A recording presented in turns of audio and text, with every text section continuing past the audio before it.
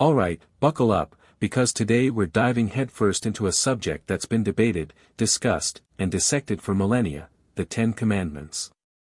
Now, you might be thinking, oh, not another video about the Ten Commandments. I know the basics.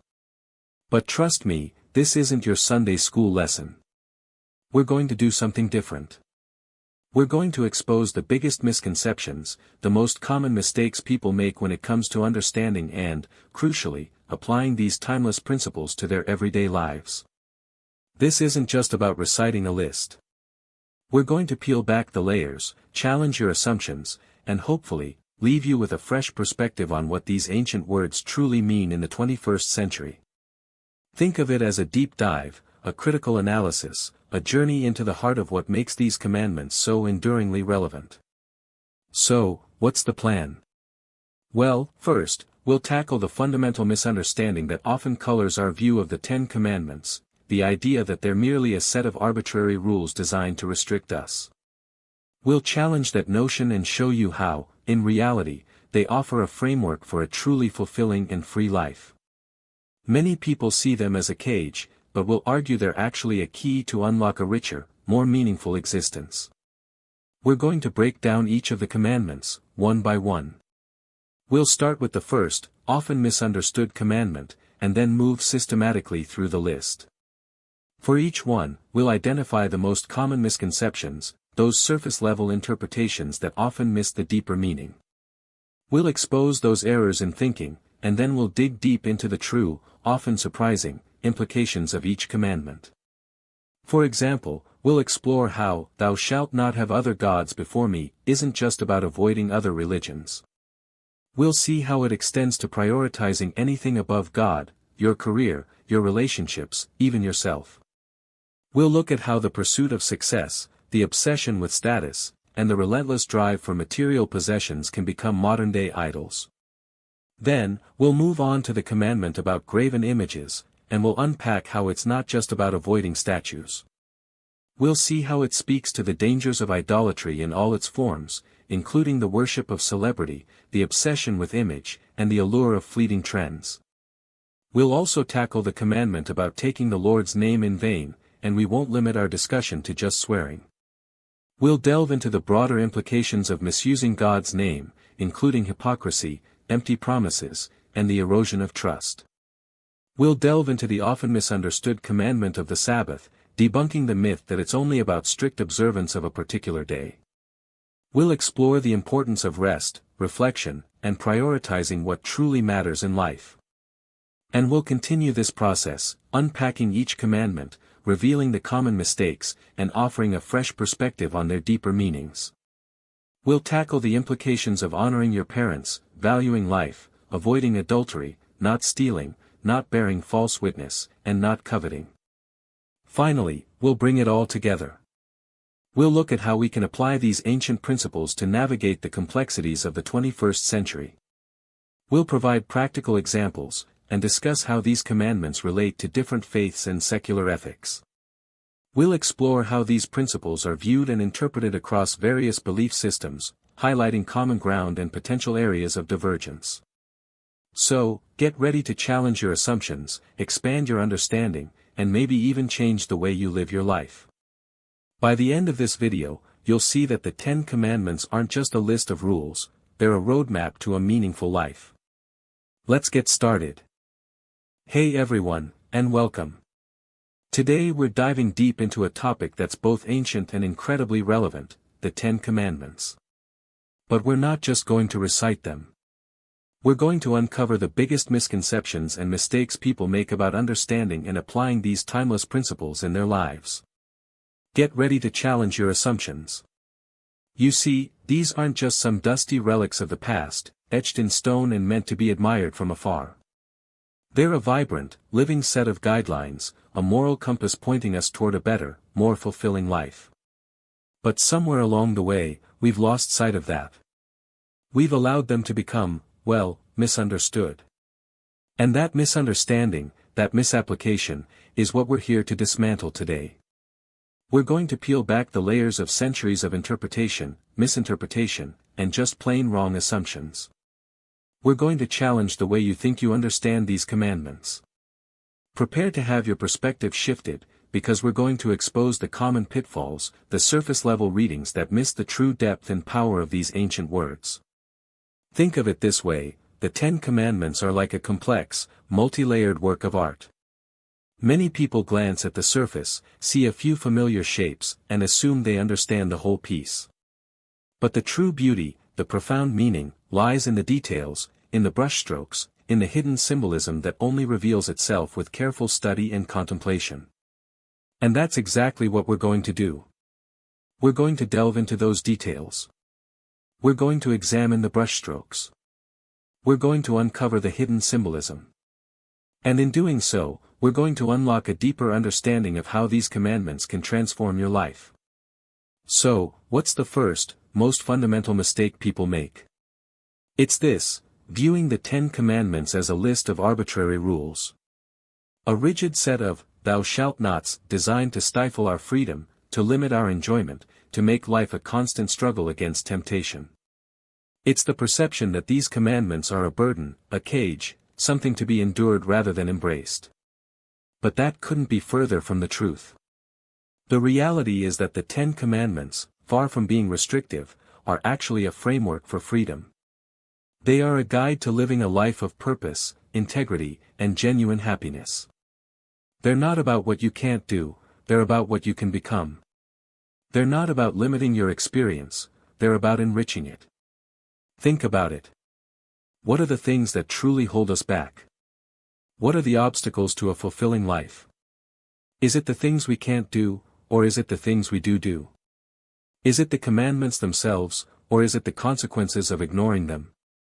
We'll explore how each commandment, when understood correctly, serves to liberate us from the chains of our own destructive behaviors, from the traps of greed, envy, dishonesty, and all the other vices that can poison our lives. They're not meant to be handcuffs, they're meant to be a roadmap to a life lived with purpose and joy. So, as we proceed, keep this in mind: the 10 Commandments are not about restriction, they're about liberation. They're not about a life of "thou shalt not," they're about a life of "thou shalt," a life of purpose, a life of meaning, a life of true freedom. Get ready to have your mind opened, because the journey is just beginning. Let's dive into the first commandment: "Thou shalt have no other gods before me." Now, on the surface, this seems pretty straightforward, right? Don't worship other gods, got it. But here's where the first major misunderstanding creeps in. Most people interpret this as a commandment solely about religious adherence. It's seen as a warning against worshipping deities from other faiths, a directive to stick to your own religious lane. And while that's certainly a part of it, it barely scratches the surface of the commandment's true depth and relevance to our modern lives. The real mistake lies in limiting its scope to just religious beliefs. Because the commandment isn't just about external gods, it's about internal ones. It's about what you prioritize, what you elevate to the status of supreme importance in your life. What, or who, do you put before God? This is the question. Think about it. What consumes your time, your energy, your thoughts? What do you chase relentlessly, sacrificing other things in the process? Is it your career? The pursuit of wealth? The desire for status and recognition? Are your relationships, even the most intimate ones, taking precedence over your spiritual life? These things, the relentless pursuit of success, the obsession with material possessions, the craving for validation, these can all become modern-day idols. They become other gods, demanding our time, our attention, and our devotion. We build altars to them in our minds, sacrificing our values, our relationships, and even our well-being at their feet. We become slaves to them, driven by a constant need for more, for better, for the next level. Consider the ambitious careerist, who sacrifices family time, personal relationships, and even their health in the relentless pursuit of professional advancement. They might be outwardly successful, but are they truly free? Or are they enslaved by the demands of their career, by the constant need to prove themselves, by the fear of failure? Or think about the person obsessed with accumulating wealth. They might amass a fortune, but at what cost? Are they truly happy?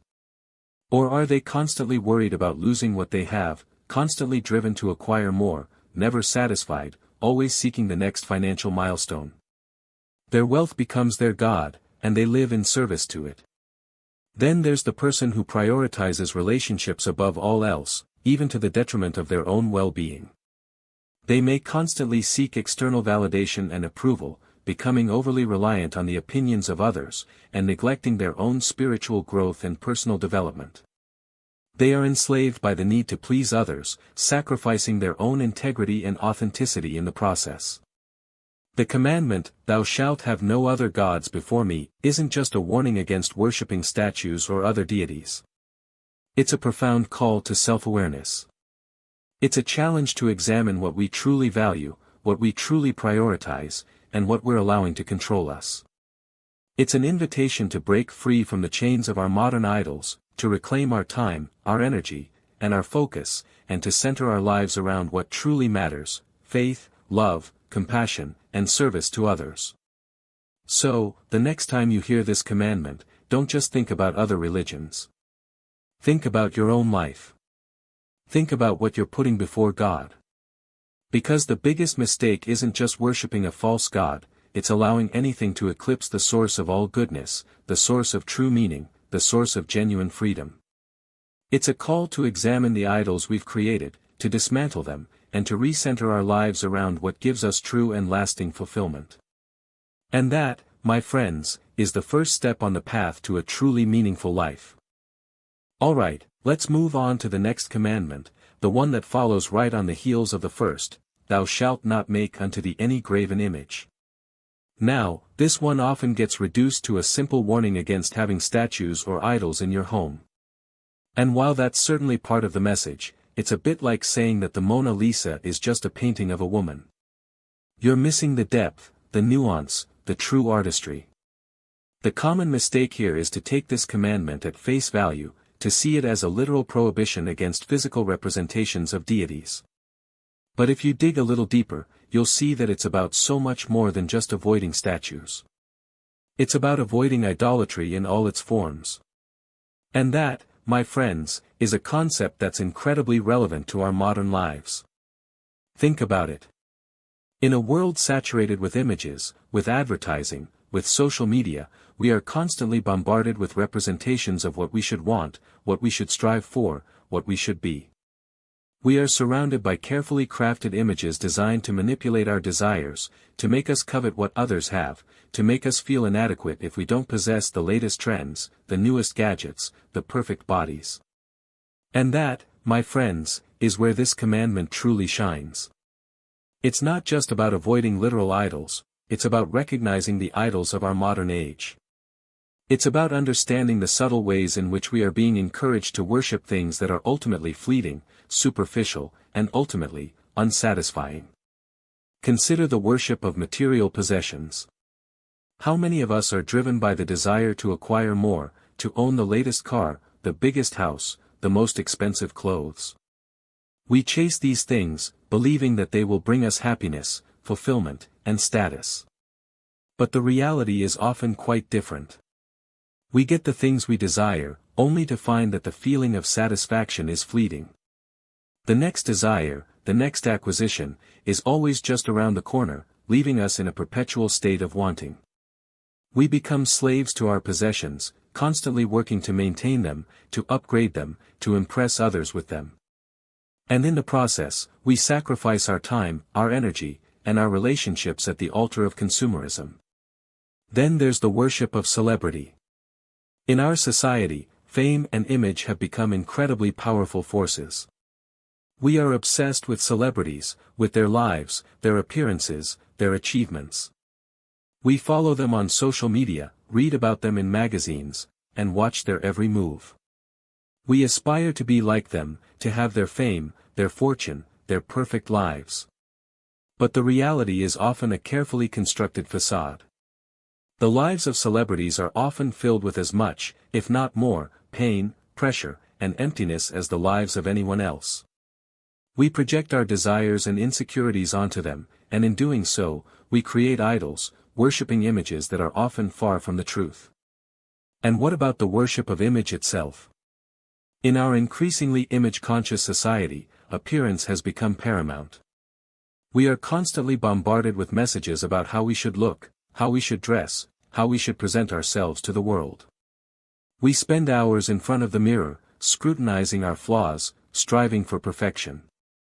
We filter our photos, edit our videos, and present a carefully curated version of ourselves to the world.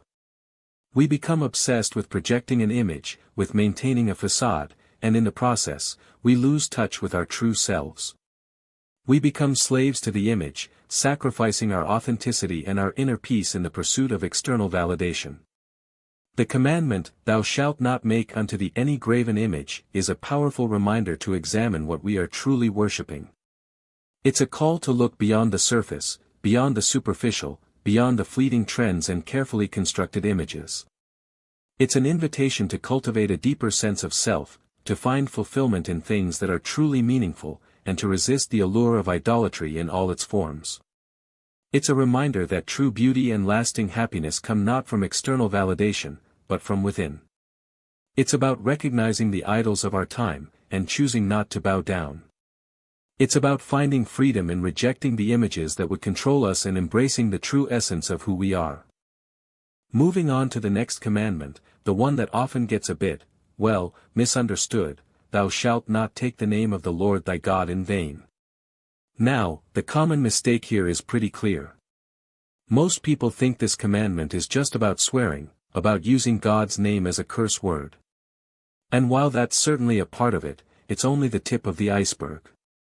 The real implications of this commandment run far deeper, touching on issues of integrity, honesty, and the very fabric of our relationship with the divine, and with each other. So, let's unpack this. Yes, using God's name flippantly, as an expletive, is a violation. It shows a lack of respect, a casual disregard for something sacred. But the commandment goes far beyond just avoiding profanity.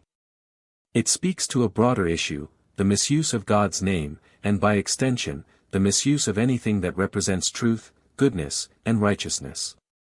Think about it this way: God's name represents His character, His power, His promises. To take His name in vain is to treat those things carelessly, to diminish their value, to use them for selfish purposes or to deceive others. It's about failing to live up to the standard that God's name represents. One of the most insidious ways we do this is through hypocrisy. When we claim to be people of faith, when we profess to believe in God, and then we act in ways that contradict those beliefs, we are essentially taking God's name in vain. We are saying one thing and doing another. We are using God's name as a label, a badge of honor, while our actions betray the very principles we claim to uphold. Consider the person who attends church every Sunday, who talks about their faith with great enthusiasm, but who then treats others with disrespect, who cheats in business, who gossips behind people's backs, and who generally fails to live a life of love and compassion. They may be using God's name, but they are not honoring it. Their actions speak louder than their words, and those actions are a mockery of the very values they claim to represent. Another way we misuse God's name is through empty promises. When we make promises in His name, we are essentially invoking His authority, His guarantee that we will follow through. To break those promises, to fail to keep our word, is to treat God's name lightly. It's to say that His word, and by extension, our own word, is not to be trusted. Think about the politician who swears an oath to uphold the Constitution but then abuses their power, who lies to the public, and who puts their own interests ahead of the people they are supposed to serve. They are taking God's name in vain. They are making a mockery of the trust that has been placed in them, and they are undermining the very foundations of a just and ethical society. We also take God's name in vain when we use it to manipulate or control others. When we use religious language to justify our own prejudices, to condemn those who are different from us, or to silence dissenting voices, we are misusing His name. We are twisting His words to serve our own agendas, and we are creating a distorted image of who God is. This commandment, therefore, isn't just about avoiding swear words. It's about living a life of integrity, honesty, and authenticity. It's about aligning our actions with our words, about keeping our promises, about treating others with respect, and about recognizing the sacredness of truth. It's a call to be mindful of the power of our words, and the responsibility that comes with invoking something as profound as the name of God. It's a reminder that our words have consequences, and that we must strive to use them for good, to build up, to encourage, and to reflect the values that we claim to hold dear. So, the next time you hear this commandment, don't just think about swearing. Think about your own life. Think about your words, your actions, and your motivations. Are you honoring God's name, or are you taking it in vain? Are you living a life that reflects the values of faith, love, and compassion, or are you just paying lip service to them? The answer to those questions will reveal the true meaning of this often misunderstood commandment. Let's move on to a commandment that's often overlooked, but absolutely critical for a balanced and fulfilling life, the Sabbath. Now, the common mistake here is to think it's simply about strict observance of a specific day, a rigid set of rules about what you can and can't do on a Saturday or Sunday. And while the idea of setting aside a day for rest is certainly a part of it, the true meaning of the Sabbath goes far, far deeper. It's about something much more profound than just a day off. The misconception is that the Sabbath is primarily about legalistic adherence, a checklist of do's and don'ts designed to test your religious devotion. This perspective often leads to a feeling of obligation, of being burdened by rules, and ultimately, it can actually push people away from the very thing it's supposed to nurture, a connection with the divine. But the reality is that the Sabbath is not a burden, it's a blessing. It's not a restriction, it's a liberation. It's an invitation to step away from the relentless demands of our modern world, to disconnect from the constant flow of information and activity, and to reconnect with what truly matters. Think about it. In our hyper-connected, always-on society, we are constantly bombarded with stimuli. We are expected to be available 24/7, to respond to emails, to answer calls, to keep up with social media. Our minds are constantly racing, juggling multiple tasks, and striving to keep up with the ever-accelerating pace of life. This constant activity takes its toll. We become stressed, anxious, and depleted. We lose sight of our priorities, and we forget what it means to simply be present. The Sabbath offers a powerful antidote to this modern malady. It's a time to pause, to breathe, to intentionally step away from the noise and the demands of the world, and to create space for reflection, renewal, and connection. It's a time to prioritize what truly matters, our relationship with God, our relationships with loved ones, and our own inner well-being. So, what does the Sabbath actually entail? It's not just about abstaining from work, although that is a significant part of it. It's about consciously choosing to rest, both physically and mentally. It's about creating a space for silence, for contemplation, and for connection. It's about setting aside time to nurture your spirit, to recharge your batteries, and to rediscover the things that bring you joy. This can take many forms. It might mean spending time in nature, appreciating the beauty of the world around you. It might mean reading a book, listening to music, or engaging in a creative activity.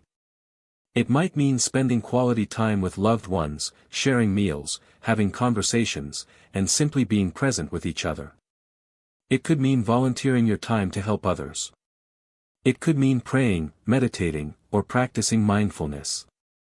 The key is to intentionally create a space for rest, reflection, and connection. To disconnect from the things that drain your energy and to reconnect with the things that nourish your soul. To prioritize what truly matters, and to let go of the things that don't. Think about the implications of this. In a world that glorifies busyness and productivity, the Sabbath is a radical act. It's a statement that says, I am more than what I do. I am more than my achievements. I am a human being, worthy of rest, of connection, and of joy. It's a reminder that our worth is not determined by our accomplishments, but by our very being. It's a reminder that we are not machines, designed to work endlessly, but human beings, created to experience life in all its fullness. The Sabbath is an invitation to step off the treadmill of life, to slow down, to breathe, and to remember what truly matters. It's not just about a day off, it's about a way of life. It's about cultivating a rhythm of rest, reflection, and renewal that sustains us throughout the week. It's about prioritizing our well-being, our relationships, and our connection to the divine. It's about finding freedom in the midst of the chaos, and discovering the true meaning of life. So, don't just think of the Sabbath as a day of rules, think of it as a gift. A gift of rest, a gift of connection, and a gift of a more meaningful life. Let's move on to a commandment that's often overlooked, but absolutely critical for a balanced and fulfilling life, the Sabbath. Now, the common mistake here is to think it's simply about strict observance of a specific day, a rigid set of rules about what you can and can't do on a Saturday or Sunday. And while the idea of setting aside a day for rest is certainly a part of it, the true meaning of the Sabbath goes far, far deeper. It's about something much more profound than just a day off. The misconception is that the Sabbath is primarily about legalistic adherence, a checklist of do's and don'ts designed to test your religious devotion. This perspective often leads to a feeling of obligation, of being burdened by rules, and ultimately, it can actually push people away from the very thing it's supposed to nurture, a connection with the divine. But the reality is that the Sabbath is not a burden, it's a blessing. It's not a restriction, it's a liberation. It's an invitation to step away from the relentless demands of our modern world, to disconnect from the constant flow of information and activity, and to reconnect with what truly matters. Think about it. In our hyper-connected, always-on society, we are constantly bombarded with stimuli. We are expected to be available 24/7, to respond to emails, to answer calls, to keep up with social media. Our minds are constantly racing, juggling multiple tasks, and striving to keep up with the ever-accelerating pace of life. This constant activity takes its toll. We become stressed, anxious, and depleted. We lose sight of our priorities, and we forget what it means to simply be present. The Sabbath offers a powerful antidote to this modern malady.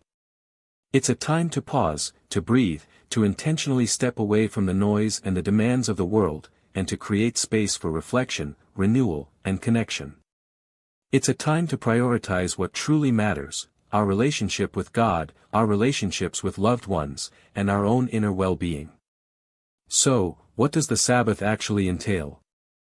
It's not just about abstaining from work, although that is a significant part of it. It's about consciously choosing to rest, both physically and mentally. It's about creating a space for silence, for contemplation, and for connection. It's about setting aside time to nurture your spirit, to recharge your batteries, and to rediscover the things that bring you joy. This can take many forms. It might mean spending time in nature, appreciating the beauty of the world around you. It might mean reading a book, listening to music, or engaging in a creative activity. It might mean spending quality time with loved ones, sharing meals, having conversations, and simply being present with each other. It could mean volunteering your time to help others. It could mean praying, meditating, or practicing mindfulness. The key is to intentionally create a space for rest, reflection, and connection. To disconnect from the things that drain your energy and to reconnect with the things that nourish your soul. To prioritize what truly matters, and to let go of the things that don't. Think about the implications of this. In a world that glorifies busyness and productivity, the Sabbath is a radical act. It's a statement that says, I am more than what I do. I am more than my achievements. I am a human being, worthy of rest, of connection, and of joy. It's a reminder that our worth is not determined by our accomplishments, but by our very being. It's a reminder that we are not machines, designed to work endlessly, but human beings, created to experience life in all its fullness. The Sabbath is an invitation to step off the treadmill of life, to slow down, to breathe, and to remember what truly matters. It's not just about a day off, it's about a way of life. It's about cultivating a rhythm of rest, reflection, and renewal that sustains us throughout the week. It's about prioritizing our well-being, our relationships, and our connection to the divine. It's about finding freedom in the midst of the chaos, and discovering the true meaning of life. So, don't just think of the Sabbath as a day of rules, think of it as a gift. A gift of rest, a gift of connection, and a gift of a more meaningful life. Alright, let's move on to a commandment that often gets relegated to a specific stage of life, a time when we're told to be good and listen to your parents, honor thy father and thy mother. The common mistake here is to view this as a childhood obligation, something we outgrow as we become adults and strike out on our own. We see it as a rule for kids, a way to keep them in line, rather than a profound principle with lifelong implications. But this is a massive misunderstanding. This commandment is not just about obedience, it's about respect, responsibility, and the very foundation of healthy families and societies. The truth is, honoring your father and mother is a lifelong commitment, a continuous practice that extends far beyond childhood and adolescence. It's not something you check off your list when you turn 18. It evolves, it deepens, and it takes on new meaning as we ourselves grow older. It's about recognizing the role they played in shaping us, in providing for us, and in loving us, even when we were difficult. So, what does it actually mean to honor your parents, especially as an adult? It starts with respect. This isn't just about using polite language or refraining from arguing. It's about valuing their wisdom, their experience, and their perspective, even when you disagree with them. It means listening to their advice, considering their concerns, and acknowledging the sacrifices they made for you. It's about treating them with the same courtesy and consideration you would extend to anyone else, and perhaps even more. Beyond respect, honoring your parents involves caring for them, particularly as they age and their needs change. This could mean helping them with practical tasks, such as running errands, managing their finances, or assisting with household chores. It could mean providing emotional support, being there to listen when they need to talk, offering companionship when they feel lonely, and ensuring they feel loved and valued. It could even mean helping them navigate the complexities of healthcare, finances, and other challenges that come with aging. This can be a significant responsibility, one that requires time, effort, and sometimes, difficult decisions. It might mean adjusting your own plans, sacrificing your own needs, or making compromises to ensure their well-being. But the commandment isn't just about duty, it's about love, about recognizing the debt we owe to the people who brought us into the world and nurtured us. Think about the implications of this in a world that often celebrates independence and self-reliance above all else. In a society that sometimes glorifies cutting ties with family, this commandment offers a powerful counter-narrative. It reminds us of the importance of family bonds, of the enduring power of intergenerational relationships, and of the vital role that parents play in shaping who we are. Honoring your parents also extends to respecting elders in general. It's about recognizing the value of experience, of wisdom gained over a lifetime, and of the contributions that older generations have made to society. It's about treating them with dignity and compassion, ensuring that they feel seen, heard, and valued. It's about creating a society where older people are not marginalized or dismissed, but are instead cherished for their contributions and their wisdom. Furthermore, this commandment is also about the importance of strong family bonds. It's about nurturing the relationships within your family, fostering communication, and creating a supportive and loving environment. It's about making an effort to stay connected, to spend time together, and to celebrate the shared history and traditions that bind you together. It's about recognizing that family is a source of strength, of support, and of belonging, and that it's worth investing in those relationships. So, the next time you hear this commandment, don't just think about your childhood. Think about your entire life. Think about your parents, and the role they have played, and continue to play, in your life. Think about the ways you can honor them, not just with your words, but with your actions. Think about how you can contribute to the strength and well-being of your family. Because the commandment, honor thy father and thy mother, is not just a rule for children, it's a timeless principle, a guide to living a life of respect, responsibility, and enduring love. It's a call to recognize the importance of family, and to build a world where the bonds of family are valued, nurtured, and celebrated. Let's move on to what is perhaps the most straightforward of the commandments, thou shalt not kill. Seems simple enough, right?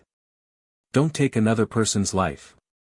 But as with many of these ancient pronouncements, the common mistake is to take it at face value, to assume it's a simple prohibition against physical violence, a ban on murder and nothing more. And while that is certainly a core component, it's just the beginning of a much deeper, more nuanced understanding. The truth is, this commandment is not just about the physical act of killing, it's about valuing life in all its forms. It's about recognizing the inherent worth of every human being, regardless of their background, their beliefs, or their circumstances. It's a call to cherish life, to protect it, to nurture it, and to create a world where all life is valued and respected. So, what are the broader implications of valuing life? Well, it extends far beyond simply refraining from physical violence. It encompasses a whole range of behaviors, attitudes, and choices that either affirm or undermine the value of life. Consider the issue of anger. Uncontrolled anger is a poison that can corrode our relationships, destroy our peace of mind, and, in its most extreme forms, lead to violence. The commandment, "Thou shalt not kill," calls us to examine our anger, to understand its root causes, and to develop strategies for managing it in healthy and constructive ways. It's not about suppressing our emotions, it's about learning to express them in a way that doesn't harm ourselves or others. It's about finding healthy outlets for our frustrations, whether through exercise, meditation, or simply talking things through with a trusted friend. Then there's the issue of violence itself. The commandment is a direct condemnation of violence, not just murder, but all forms of aggression and harm. It challenges us to reject violence in all its forms, whether it's physical, verbal, or emotional. It calls us to be peacemakers, to seek reconciliation, to find nonviolent solutions to conflict, and to work towards a world where violence is no longer seen as an acceptable response to any situation. But valuing life also means protecting the vulnerable, those who are most at risk of harm. This includes the unborn, the elderly, the sick, the poor, and anyone else who is unable to defend themselves. It means advocating for their rights, speaking out against injustice, and working to create a society that provides for their needs and protects their dignity. It means recognizing that every human life has value, and that we have a responsibility to care for those who are most in need of our compassion and support. Think about the implications of this in a world that often seems indifferent to the suffering of others. In a society that sometimes prioritizes profit over people, power over compassion, and self-interest over the common good, this commandment offers a powerful counternarrative. It reminds us that we are all interconnected, that we are all responsible for each other, and that we have a duty to protect and care for those who are most vulnerable. Consider the societal impact of this commandment. It challenges us to examine the systems and structures that perpetuate violence and injustice. It calls us to address the root causes of crime, poverty, and inequality, and to work towards a society where everyone has the opportunity to live a life of dignity and purpose. It calls us to promote justice, fairness, and equality for all. It's also worth remembering that this commandment extends to our own lives. Valuing life means valuing our own well-being, both physical and mental. It means taking care of our health, nurturing our minds, and seeking out experiences that bring us joy and fulfillment. It means recognizing that our lives have value, and that we deserve to live them to the fullest. So, the next time you hear this commandment, don't just think about murder. Think about all the ways you can value life, both your own and the lives of others. Think about how you can manage your anger, reject violence, protect the vulnerable, and work towards a world where life is cherished and respected. Think about how you can be a force for good, a force for peace, and a force for life itself. Because the commandment, "Thou shalt not kill," is not just a prohibition, it's an invitation. An invitation to embrace life, to cherish it, and to live it to the fullest. It's a challenge to build a world where every life is valued, protected, and celebrated.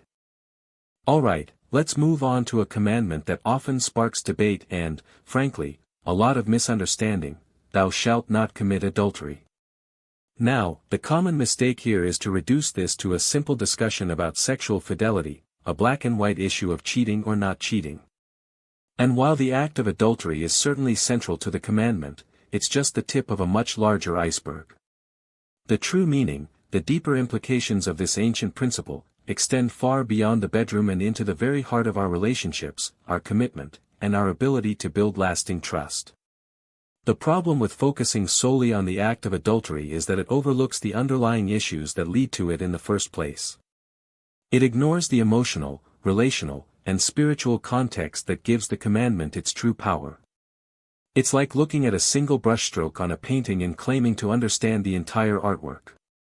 You're missing the bigger picture, the story the artist is trying to tell. So, what's the deeper meaning?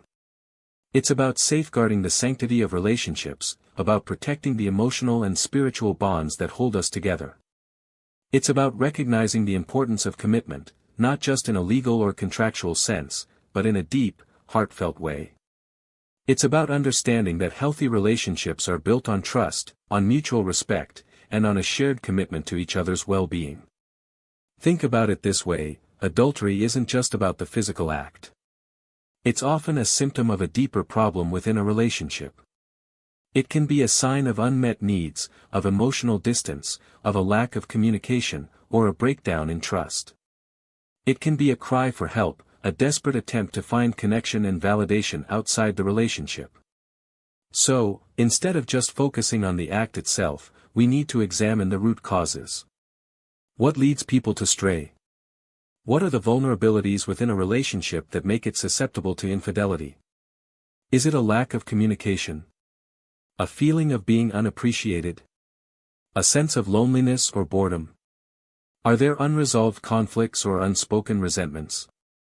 This commandment calls us to be proactive, to build relationships that are strong, resilient, and able to withstand the challenges of life. It's not just about avoiding temptation, it's about creating an environment where temptation is less likely to arise in the first place. It's about nurturing our relationships, investing in them, and making them a priority. And that means more than just avoiding physical intimacy with someone other than your partner. It means being emotionally honest, being vulnerable, and communicating openly and honestly about our needs and desires. It means actively listening to our partner, validating their feelings, and making them feel loved, respected, and cherished.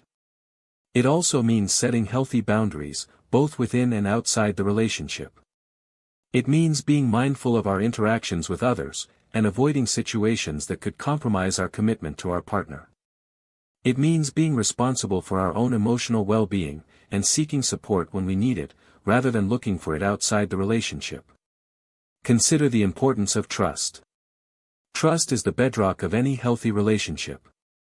Without trust, there is suspicion, insecurity, and ultimately, a breakdown of the relationship. Adultery is a profound betrayal of trust, a violation of the promises we make to each other.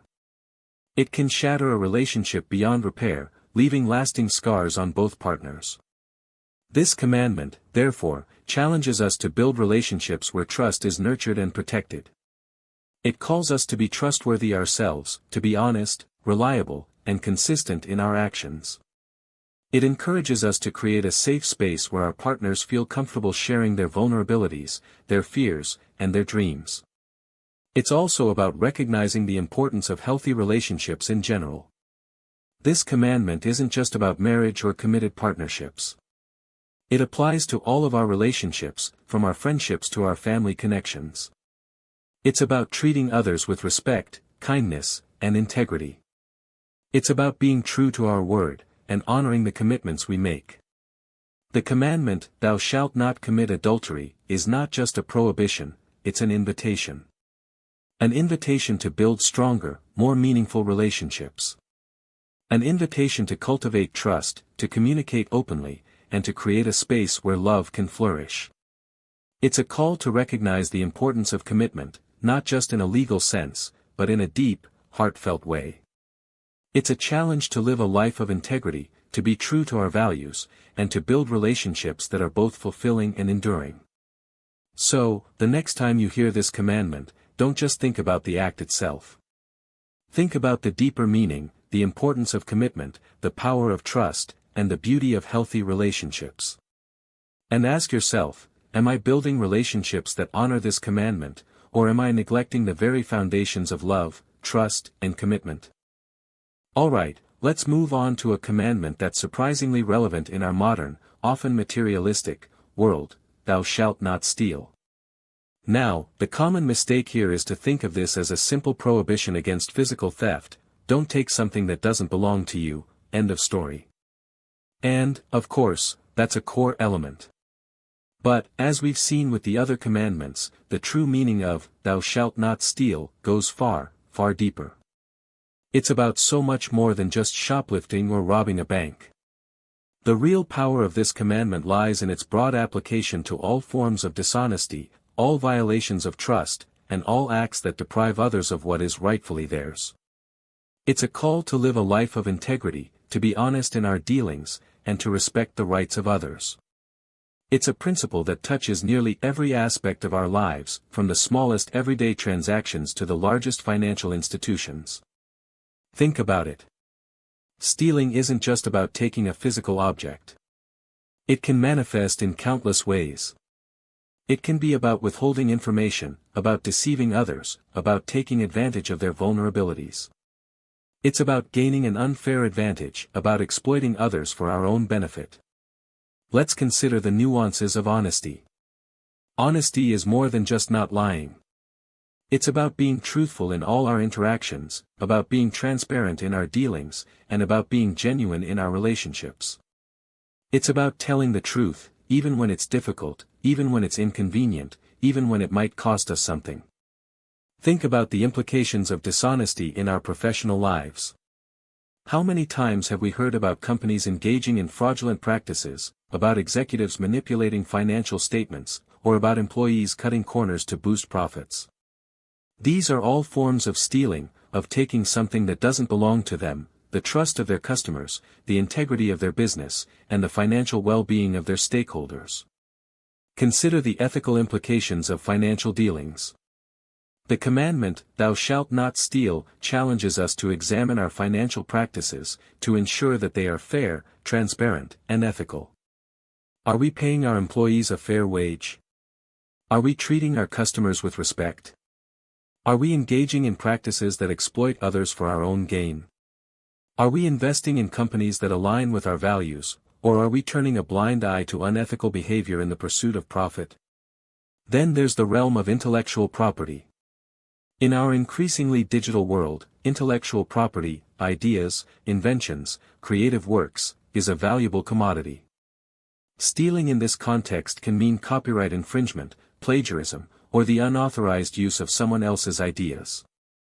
It's about respecting the rights of creators, about acknowledging their contributions, and about ensuring that they are compensated fairly for their work. Think about the writer who steals another author's words, passing them off as their own. Or the musician who copies a melody without permission. Or the software developer who uses code that they didn't create, violating the terms of its license.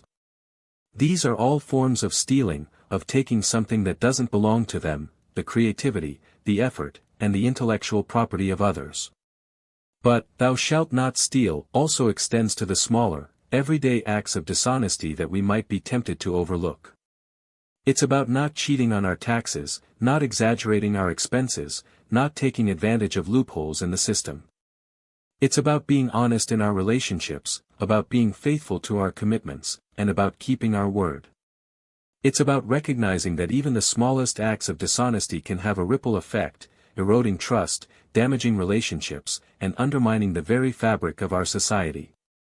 It's about understanding that integrity is not just a virtue, it's a necessity. It's about recognizing that the choices we make, both big and small, have consequences. So, the next time you hear this commandment, don't just think about physical theft. Think about all the ways you can honor this principle in your life. Think about your financial dealings, your professional practices, and your personal relationships. Are you living a life of integrity, of honesty, and of respect for the rights of others? Are you treating others fairly, and are you respecting their property, both physical and intellectual?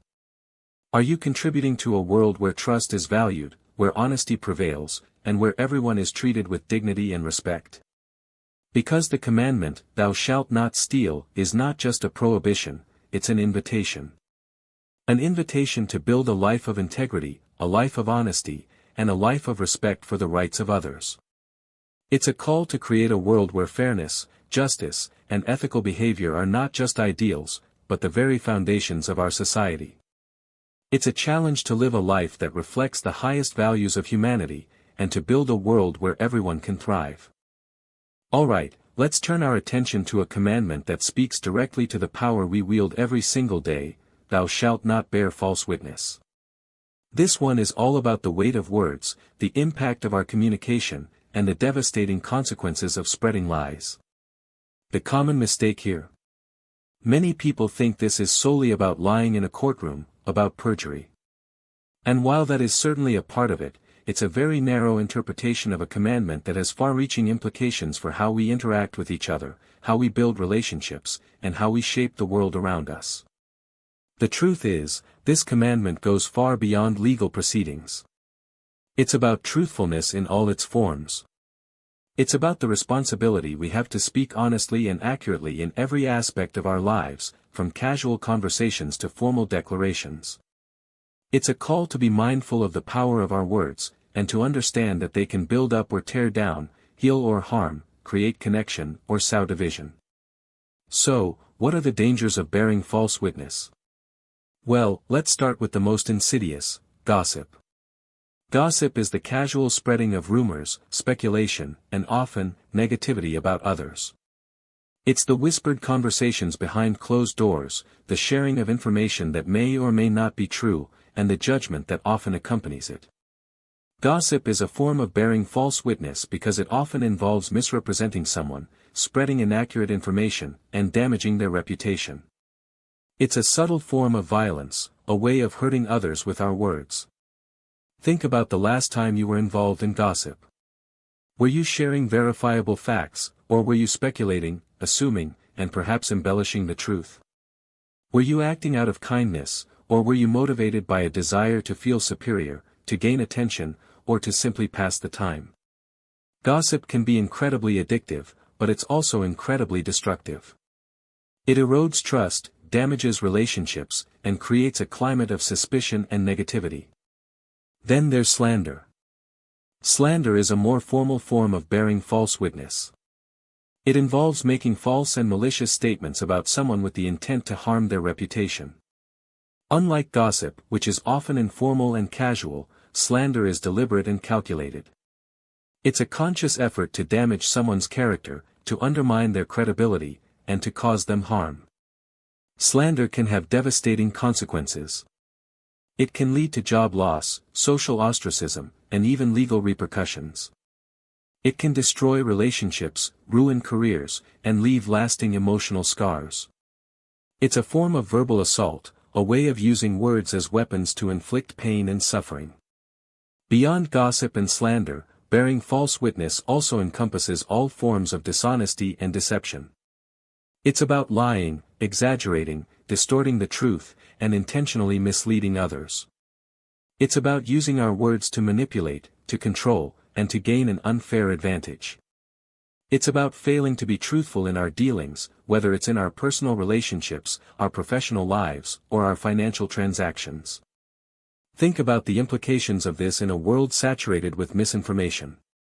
In an era of social media and instant communication, the spread of false information is easier than ever. We are constantly bombarded with headlines, opinions, and narratives that may or may not be true. The temptation to share information without verifying its accuracy is strong. But the consequences of doing so can be devastating. Bearing false witness can undermine trust in institutions, fuel conflict, and even incite violence. It can erode our ability to distinguish between truth and falsehood, and it can make it harder to build a just and equitable society. So, what does it mean to be truthful in all aspects of communication?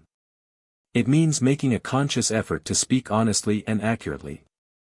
It means verifying the information we share, and being willing to admit when we are wrong. It means being mindful of the impact of our words, and choosing to speak in a way that is kind, compassionate, and constructive.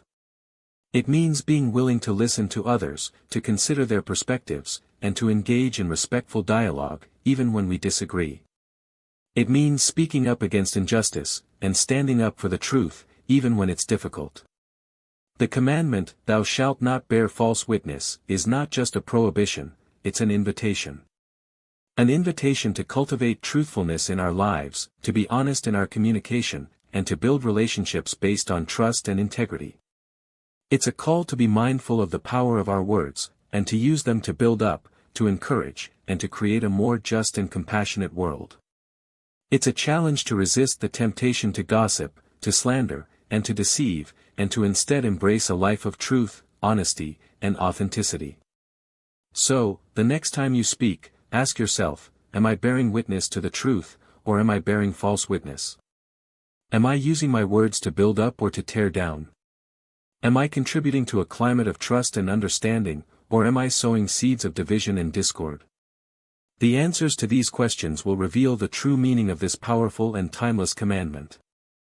Let's move on to the often overlooked, the easily dismissed, the one that often gets lost in the shuffle, "Thou shalt not covet." Now, this commandment, more than any other, really gets to the heart of our internal struggles, the silent battles we wage within ourselves. The common mistake here? Well, it's often overlooked altogether. People tend to focus on the more overt sins, the outward actions. Coveting, on the other hand, is a purely internal affair. It's about the state of our heart, the desires that simmer beneath the surface, often unseen, but always potent. We tend to minimize it, to brush it off as a harmless feeling, a fleeting moment of envy or longing. But the truth is, coveting is a dangerous seed, a seed that can sprout into a whole garden of destructive behaviors. It's the root of so many other sins, the fuel that drives greed, jealousy, and discontent. So, what exactly does it mean to covet? At its core, it's about desiring something that belongs to someone else. It's not just about wanting a nice car or a bigger house.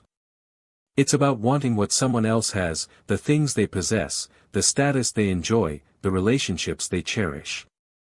It's about feeling a sense of lack, a feeling that we are somehow incomplete because we don't have what others do. And that, my friends, is where the real danger lies.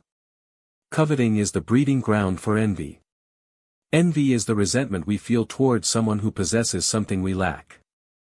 It's the green-eyed monster that whispers in our ear, telling us that we deserve what they have, that we are somehow being cheated out of our due. Envy poisons our relationships, breeds bitterness, and prevents us from experiencing genuine joy. Think about the friendships that have been strained by envy. The colleague who secretly resents your success. The friend who can't celebrate your accomplishments because they are consumed by their own feelings of inadequacy.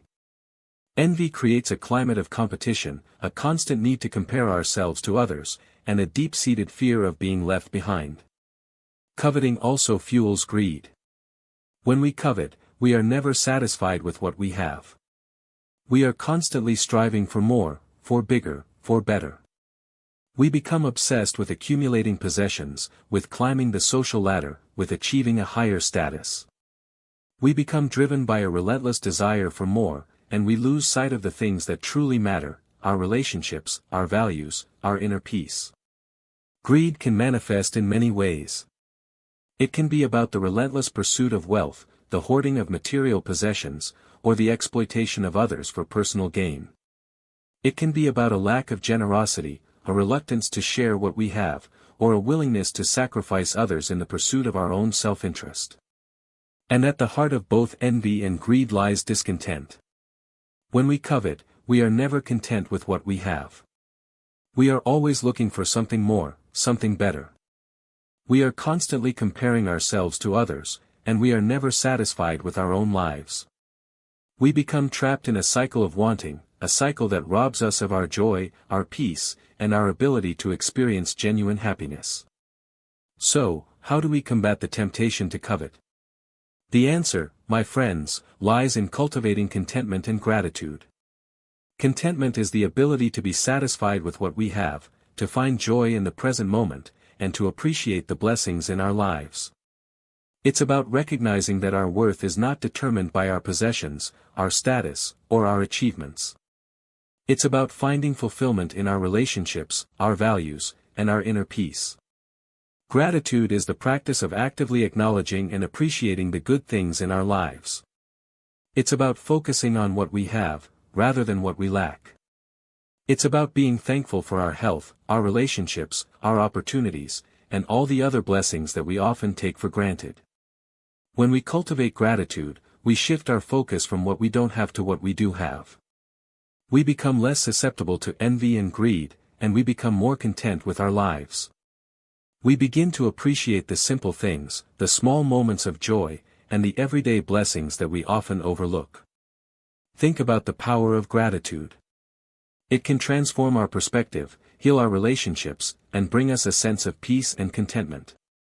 It can help us to overcome the challenges we face, and to appreciate the beauty of life, even in the midst of difficulty. The commandment, "Thou shalt not covet," is not just a prohibition, it's an invitation. An invitation to cultivate contentment, to practice gratitude, and to find joy in the present moment. It's a call to resist the temptations of envy and greed, and to instead embrace a life of generosity, kindness, and appreciation. It's a challenge to examine our hearts, to identify the desires that are holding us back, and to cultivate a mindset of abundance, rather than scarcity. So, the next time you feel a pang of envy, or a surge of discontent, ask yourself, what am I truly grateful for? What can I appreciate in this moment? And how can I choose contentment over coveting? Because the answer to those questions will reveal the path to a truly fulfilling and meaningful life. Now, let's bring it all home. We've explored the common misconceptions, the deeper meanings, and the timeless relevance of the 10 Commandments. But how do we actually apply these ancient principles to the complexities of the 21st century? How do we navigate the ethical minefield of modern life using a moral compass forged millennia ago? The answer isn't about simply memorizing a list and ticking off boxes. It's about understanding the spirit of these commandments and integrating them into our daily lives. It's about asking ourselves, how can I live a life of integrity, of compassion, of purpose, even in a world that often seems to value the opposite? Let's start with a few practical examples. Consider the commandment, "Thou shalt have no other gods before me." In the modern context, this translates to a constant awareness of our priorities. Are we truly putting God, or, for the secular, our core values, first? Are we sacrificing our well-being, our relationships, our integrity at the altar of career ambitions or material possessions? The modern application is about resisting the allure of the always-on culture, the pressure to achieve, the obsession with status. It means consciously creating space for rest, reflection, and connection with what truly matters. Perhaps it's setting boundaries with work, prioritizing time with family, or simply spending a few minutes each day in quiet contemplation. Next, let's look at, "Thou shalt not make unto thee any graven image." In the digital age, this is a powerful reminder to be critical consumers of information and images. We are constantly bombarded with advertising, social media, and carefully curated representations of reality. The modern application of this commandment is about resisting the pressure to conform, to buy into the latest trends, to strive for an unattainable ideal. It means being mindful of the impact of media on our self-esteem, and choosing to value authenticity over image. Think about unfollowing accounts that make you feel inadequate, limiting your time on social media, and focusing on your own inner worth rather than external validation. "Thou shalt not take the name of the Lord thy God in vain," translates to the importance of integrity and authenticity in all our interactions. In a world of fake news, misinformation, and empty promises, this commandment calls us to be truthful, reliable, and trustworthy. It means being honest in our dealings, keeping our word, and speaking up against injustice. It means being mindful of the power of our words and choosing to use them for good. Consider the impact of your online presence. Are you spreading misinformation, or are you sharing verified facts? Are you engaging in respectful dialogue, or are you contributing to the negativity? "Honor thy father and thy mother" is still incredibly relevant, even in a society that often values independence above all else. The modern application is about fostering strong family relationships, respecting elders, and recognizing the importance of intergenerational connections. It might mean making an effort to connect with your parents, providing support when they need it, and acknowledging their role in shaping your life. It's about valuing the wisdom and experience of older generations and recognizing the importance of family bonds in a fragmented world. "Thou shalt not steal" is a cornerstone of ethical behavior in the business world. In our modern economy, this commandment extends beyond physical theft. It means being honest in our financial dealings, respecting intellectual property, and avoiding any form of exploitation. It means paying a fair wage, treating customers with respect, and building a business that is based on integrity and ethical principles. "Thou shalt not bear false witness" is crucial in our hyper-connected world. With the proliferation of social media and the ease of sharing information, it's more important than ever to be truthful and accurate in our communications.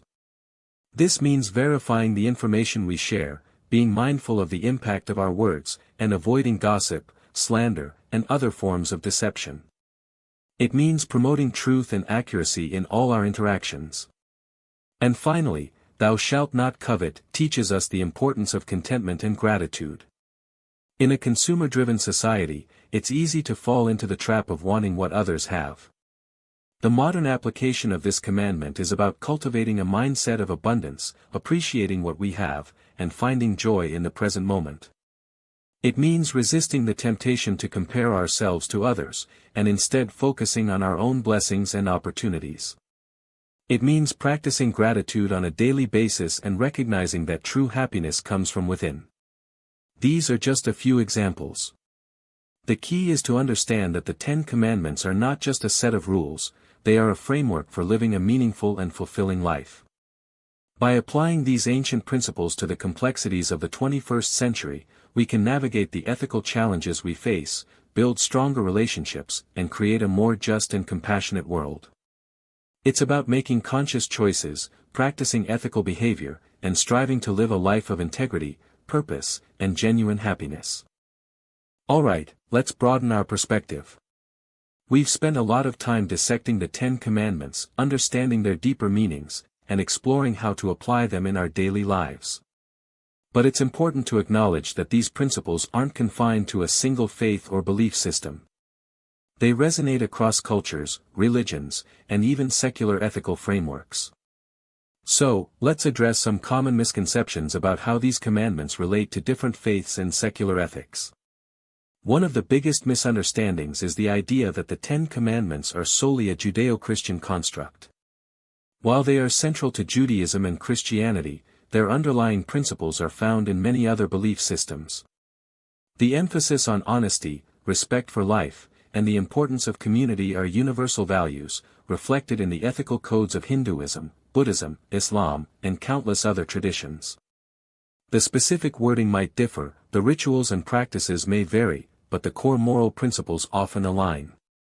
For example, the Golden Rule, "Do unto others as you would have them do unto you," is a fundamental principle in many religions and ethical systems. It's a direct echo of several of the 10 Commandments, particularly those related to treating others with respect, avoiding harm, and being truthful. The emphasis on compassion, empathy, and the interconnectedness of all beings is a common thread that runs through many different belief systems. Another misconception is that the 10 Commandments are inherently incompatible with secular ethics. Some people believe that morality can only be derived from religious faith, and that secular ethics are somehow deficient or lacking. However, this is a false dichotomy.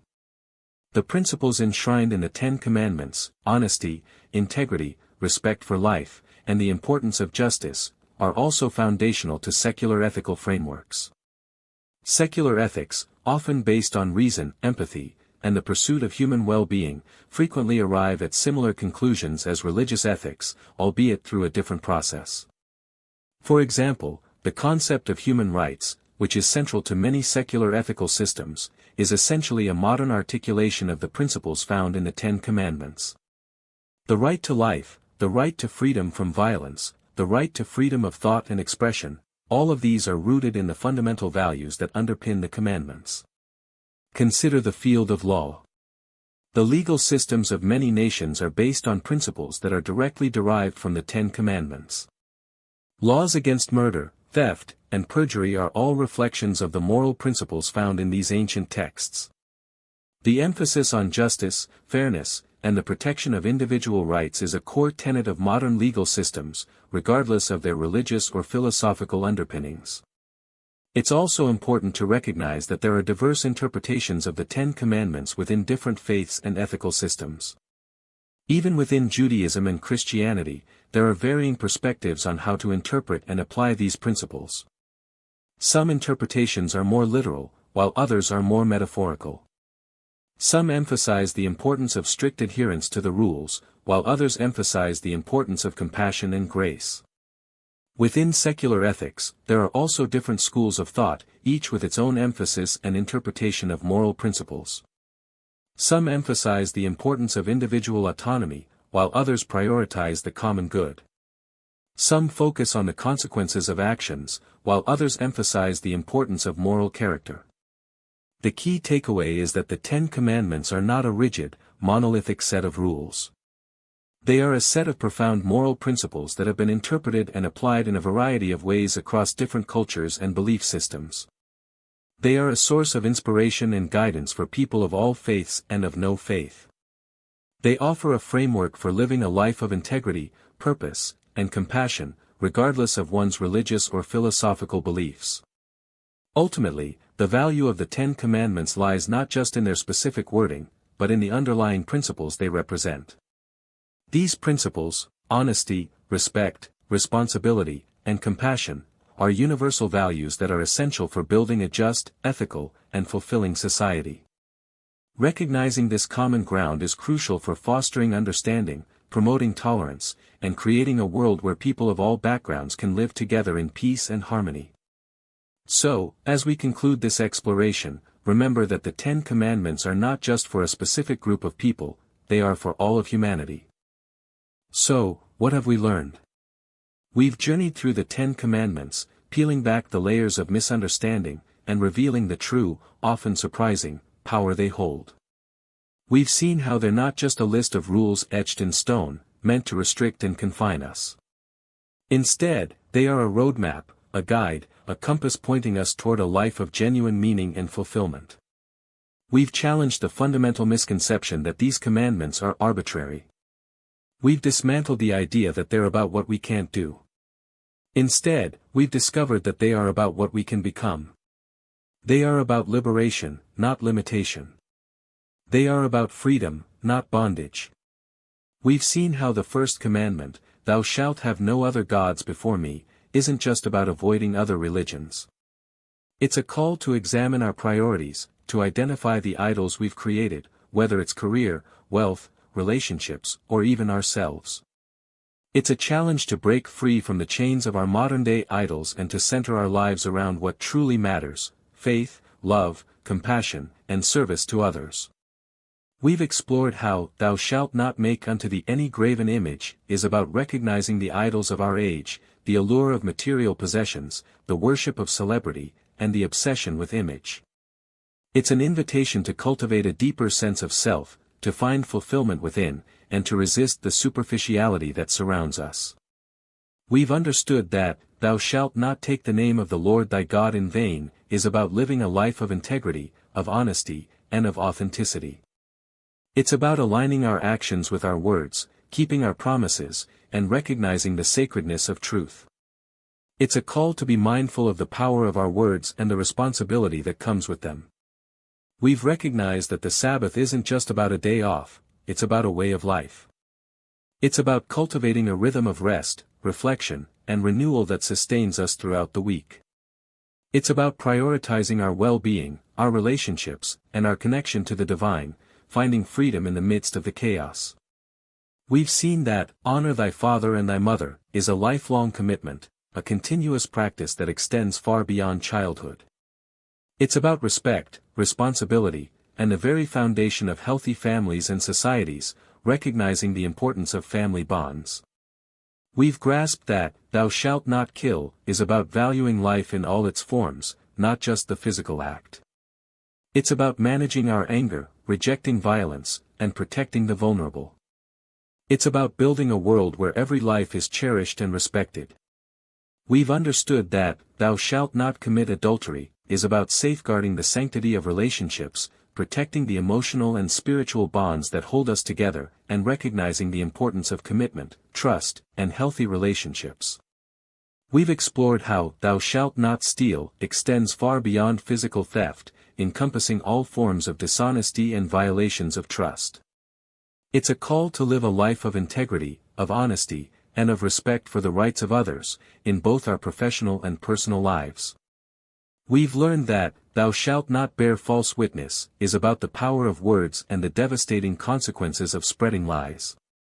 It's about truthfulness in all its forms, from casual conversations to formal declarations, and the responsibility we have to speak honestly and accurately.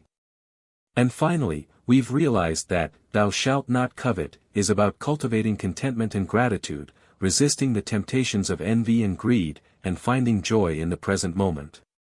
It's a call to examine our hearts and to cultivate a mindset of abundance, rather than scarcity.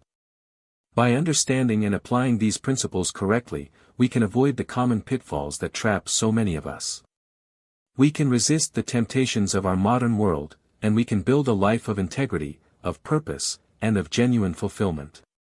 We can create stronger relationships, cultivate inner peace, and contribute to a more just and compassionate world. The 10 Commandments are not just for a specific group of people or for a specific time in history. They are a timeless guide for all of humanity. They offer a framework for living a life that is both meaningful and rewarding. They are a testament to the enduring power of moral principles, and their relevance in the 21st century is undeniable. So, go forth and apply these principles in your own life. Challenge yourself to live with greater intention, to make choices that reflect your values, and to build a life that is truly worth living. Thank you for joining me on this journey. I hope you found this exploration of the 10 Commandments insightful and inspiring. Don't forget to like this video if you found it helpful, subscribe to the channel for more content like this, and share it with your friends and family. Sharing this video helps spread these important messages to a wider audience. Let's help each other on our journey to a more fulfilling life.